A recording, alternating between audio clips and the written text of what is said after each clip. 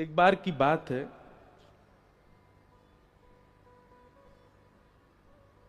हमारे वृंदावन में अष्ट सखा हैं। ठाकुर जी के कलयुग में 8 सखा हुए।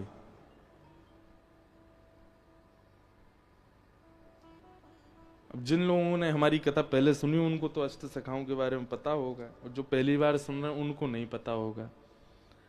जब श्रीनाथ जी, गोवर्धन नाथ एक दिन आएंगे, हमारी इंदु जी कल कह रही थी महाराज जी लाल जी कथा में आएंगे। मैंने कि चलो लेके आएंगे, यहाँ भी एक दिन 5वें दिन आएंगे ठाकुर जी। तो श्रीनाथ जी हैं, ऐसी भुजा, ये नीचे नेत्र हैं, ये हाथ कटी पर है। तो आप जब गोवर्धन में विराजते थे तो श्रीनाथ जी के 8 सखा थे। इसी कलिकाल में 500 वर्ष पहले ठाकुर जी बाकी लोगों को तो मंदिर में स्थिर दिखाई देते थे, पर इन 8 सखाओं को ठाकुर जी चलते फिरते कूदते आनंद करते सब लीलाएं करते हुए दिखाई देते थे। उनमें से एक हैं जो सब प्रसिद्ध हैं, बहुत लोग जानते हैं, श्री सूरदास। तो सूरदास, कुम्भनदास, परमानंद दास, नंददास, गोविंद स्वामी, छीत स्वामी, चतुर्भुज दास, और कौन रह गए? एक और रह गए कोई, नंददास। नहीं, नंददास भी हो गए। अब यही हैं अष्ट सखा। तो एक बार की बात है कि सूरदास जी से नंददास जी को थोड़ी सी प्रतिस्पर्धा हो गई। सूरदास जी के प्रति उनका भाव आया कि भाई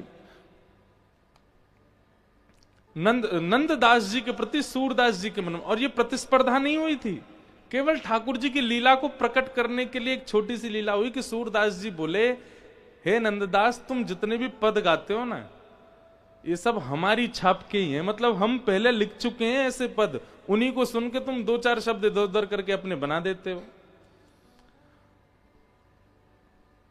तो नंददास जी बोले, प्रभु आप हमसे बहुत सीनियर हैं, हमसे बड़े हैं, आप ऐसा तो भाव मत कहिए, हमको जो लीला दिखती है हम वैसे पद गाते हैं।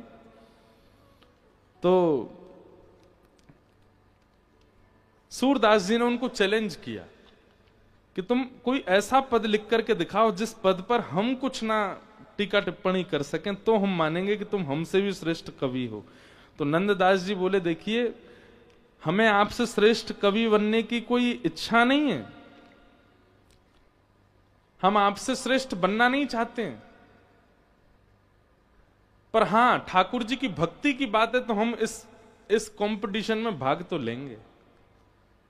हमें जीतना नहीं है आपसे, लेकिन हां लिखूंगा कुछ, क्योंकि आपके मन में जो ये भाव है कि हम कहीं आपकी नकल करते हैं, आपकी छाप लेके गा देते हैं, उस पर थोड़ा सा भाव तो लिखूंगा।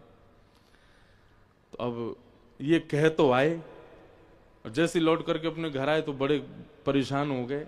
ठाकुर जी से कहने लगे, ठाकुर जी मैं कह तो आया हूं, लेकिन सूरदास जी से अच्छा तो कोई लिख ही नहीं सकता। और भाई सूरदास जी ने 1.25 लाख पद लिखे। कितने पद? 1.25 लाख। कोई कहीं से भी कुछ भी गावे, वो कहीं ना कहीं सूरदास जी से मिल ही जाएगा, इतने पद लिख रखे हैं उन्होंने। मतलब ठाकुर जी के रस पक्ष का, वीर पक्ष का, कृपा पक्ष का, सब पक्षों को लिखा है, कोई पक्ष छोड़ा ही नहीं किसी के लिए। अब कोई कुछ भी लिखे उसमें छाप कहीं ना कहीं सूरदास जी के पद की कहीं ना कहीं से तो आ ही जाती है। नंददास जी बोले, ठाकुर जी मैं कह तो आया हूं उनसे, लेकिन मैं कुछ भी लिखूंगा वो कहीं ना कहीं सूरदास जी के किसी पद से तो मेल खा ही जाएगा, अब मैं क्या करूं। तो व्याकुल होकर के नंददास जी रोते रहे रात भर, अब क्या होगा, कल तो मेरी बड़ी बदनामी हो जाएगी, और ये वो सब सोचने लगे। बोले मुझे जीतना नहीं है, लेकिन कुछ ऐसा तो होता।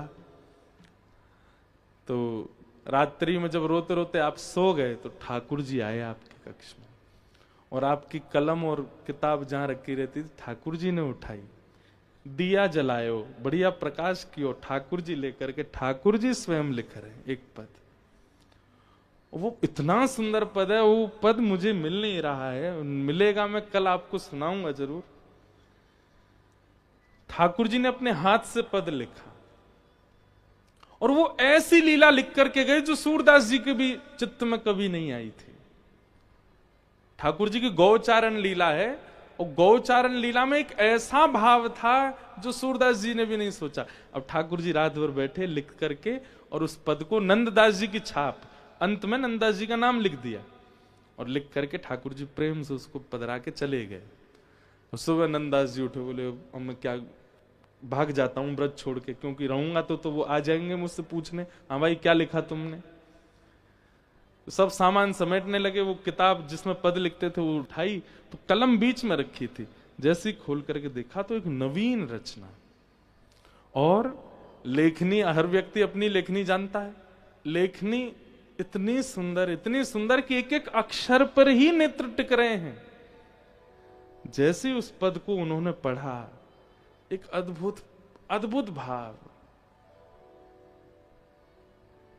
ठाकुर जी गैया चराने जाते हैं, और जब ठाकुर जी गैया चराने, भाव सुन लीजिए, पद मुझे याद नहीं, भाव सुनो। ठाकुर जी गैया चराने जाते हैं, तो जब गैया चराने जाते हैं तो ठाकुर जी, गैया तो वन में विचरण कर रही है, कोई घास खा रही है, कोई जल पी रही है, कोई कहीं चल रही है। ठाकुर जी इतनी देर क्या करते हैं? तो ठाकुर जी कभी तो बंसी बजाने लगते हैं, कभी कुछ यशोदा मैया ने दिया तो पा लेते हैं, और फिर थोड़ी देर बाद ठाकुर जी पेड़ के नीचे लेटे रहते हैं, कभी लता पत्रों को उछालते रहते हैं। कोई फोन तो था नहीं, ठाकुर जी कोई गेम खेल रहे हैं, क्या करें? तो ठाकुर जी कौतुक करते हैं। कैसा कौतुक? थोड़ी घास निकाल करके अपने कानों के ऊपर डाल लेते हैं, अपने सुंदर सिर पर जो पाग है उसमें अलग अलग पत्ते पिरो लेते हैं, अपने हाथों में बेल होती है ना, जो बेल जो ऐसे चढ़ जाती है वृक्षों पर, उन बेलों को तोड़ करके अपने हाथों पर बांध लेते हैं, उन्हीं को अपने कमर पर बांध लेते हैं। सुंदर सिर से लेकर के पैर तक सारे आभूषण उतार करके, घास पत्ते बेल, इन्हीं से ठाकुर जी अपना वनमाली श्रृंगार करते हैं। और श्रृंगार को करने के बाद ठाकुर जी, एक श्रृंगी है ठाकुर जी की, जिसका नाद सुनते ही गैयाएं पूछ उठा करके दौड़ती हैं ठाकुर जी के पास कि चलो गैया, नंद भवन वापस जावे को समय है गयो। तो आज ठाकुर जी ने दोपहर में ही वो श्रृंगी बजा दी, तो गैया सब पूछ उठा उठा करके दौड़ी, बोले कि अभी तो समय भयो नहीं, ये लाला श्रृंगी क्यों बजा रहे हैं। और जैसे ही गोपियों ने आकर, जैसे ही गैयाओं ने आकर के ठाकुर जी को देखा, ठाकुर जी के यहाँ पत्ता पिरोए भये हैं, कानन के ऊपर घास लगी है, यहाँ पे बेल लगी है, कमर पे बांध रखी है, इतना सुंदर वनमाली भेष ठाकुर जी ने बना रखो है। तो गैयाएं इतनी प्रसन्न हो जाती हैं, बोले अच्छा तो लाला यूं कह रहे हैं बगीचा में मत चरो, मैंने सब अपने ऊपर डाल लियो, मुंह में ही चल लो। और सब गोपी दौड़कर, सब गैया दौड़ करके आई, कोई ठाकुर जी के कान के ऊपर चाट रही है। अब जैसी गैया चाटती है ठाकुर जी गुलगुली होती है, फिर ठाकुर जी इधर भागते हैं, फिर कोई गैया आगे से घेर लेती है, ठाकुर जी के इधर चाटती है। तो इस प्रकार ठाकुर जी अपना वन में गौ चराते हुए मन लगा रहे हैं। इस पद को ठाकुर जी ने लिखा। नंददास जी पहले तो बहुत रोए, उस भाव, बोली किसी के चित्त में आने वाला भाव ही नहीं है, कौन सोच सकता है ऐसा। सूरदास जी आ गए, और सूरदास जी जैसे ही आकर के बैठे, नंददास जी ने वो पद सुनाया। सूरदास जी कहते हैं, मैं अपनी कलम तोड़ दूंगा और अपने 1.25 लाख पदों को यमुना जी में प्रवाहित कर दूंगा। ये पद तुमने नहीं लिखा है, ये तुम्हारे चिंतन है ही नहीं। तो बोले आप बताओ किसने लिखा है? बोले ये किसी व्यक्ति की रचना नहीं है, ये स्वयं श्याम सुंदर ने लिखा है, स्वयं ठाकुर जी लिख करके गए। सूरदास जी ने नंददास जी को हृदय से लगा लिया। बोले आप मुझे हृदय से क्यों लगा रहे हैं? मैंने तो लिखा नहीं। बोले तुमने नहीं लिखा, लेकिन तुम्हारी लाज बचाने के लिए ठाकुर जी लिख करके गए हैं। तो इसका मतलब है ठाकुर जी मुझे प्रमाण देना चाहते हैं कि भाई तुम नंददास से प्रतिस्पर्धा मत करो। ठाकुर जी को क्या गरज पड़ी, क्यों लिखने आएंगे ठाकुर जी स्वयं?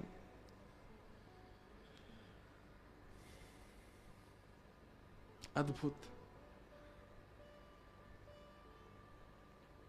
तो मात्सर्य दोष, इससे बचने का प्रयास कीजिए। ठाकुर जी को यह प्रिय नहीं है।